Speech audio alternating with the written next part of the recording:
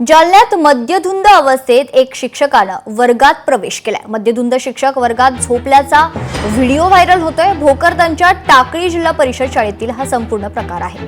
दामू भीमराव रोजेकर असं शिक्षकाचं नाव आहे। गेल्या 9 वर्षापासून आमच्या टाकळी या जिल्हा परिषद शाळेवर प्राथमिक शाळेवर रोजेकर आडनावाचे गुरुजी कार्यरत होते। ते दररोज शाळेवर नशा करून येत होते।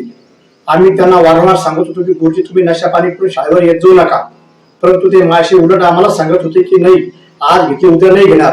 असं करत करत त्यांनी आमच्या गावाला 9 वर्षे काढले। परंतु माणुसकीची एक हद्द असते। एके दिवशी शाळेला भेट दिली असता हे शिक्षक दारू पी तालुक्यात नशेत खाली पडलेले होते शाळेमध्ये।